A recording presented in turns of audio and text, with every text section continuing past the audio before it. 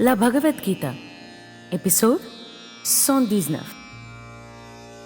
Evam gnatva kritam karma purvairapi mumukshubhihi kuru karmaiva tasmatvam purvai purvataram kritam.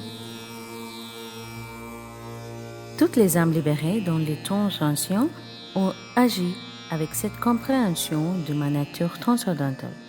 Tu dois donc accomplir ton devoir en suivant leurs traces. Signification. Dieu dit à Arjuna pourquoi il devrait se battre. Dieu souligne que le karma ne lie pas les âmes libérées ni ceux qui recherchent la libération. Connaissant cette vérité, les sens intérieurs effectuent des karmas. C'est pourquoi Arjuna devrait également faire de même. Devenir un tyagi en réduisant les actions est une mauvaise approche car il ne peut y avoir un renoncement absolu aux actions.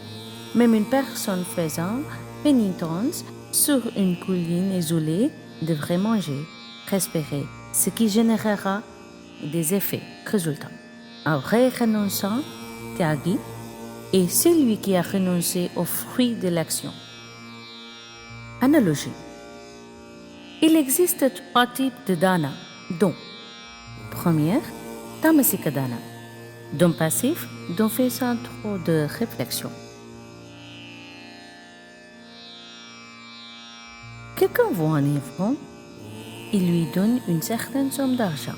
Si cet ivrogne utilise cette somme pour boire à nouveau et crée davantage de dégâts, les fruits de ces mauvaises actions reviendront à la personne qui lui a donné la somme. Deuxième, rajasika dana, dont fait pour le nom et la renommée. Un entrepreneur milliardaire donne des milliards de dollars, mais veut s'assurer que cela se fait en son nom par l'intermédiaire de sa fondation. Il cherche à gagner en influence et en renommée grâce aux dons. Troisième, sattvika dana, dont motivé par une véritable compassion. Mais ces dons ne servent qu'aux besoins intégrels de la population. Pourtant, il existe un autre type de don, qui est au-delà des 3 dons cités précédemment. Nirguna dana, un don de nature divine qui aidera l'âme à progresser vers la réalisation de soi.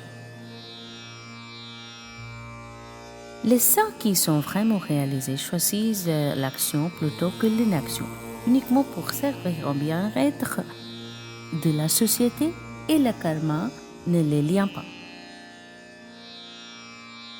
Le dieu Bouddha a dit à ses disciples que jusqu'à ce qu'ils atteignent l'illumination, ils n'ont qu'un seul objectif, une seule option.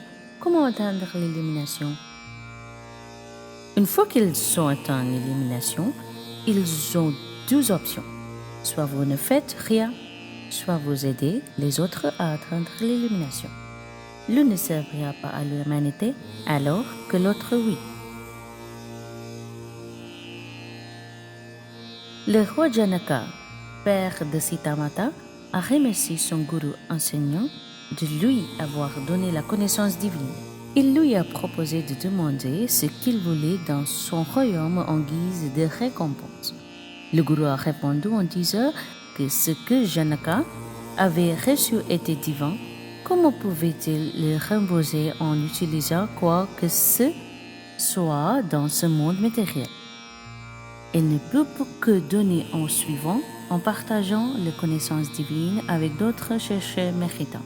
Le roi Janaka devint l'un des plus nobles, l'un des plus grands rois de l'histoire de l'humanité. Temps de la réflexion.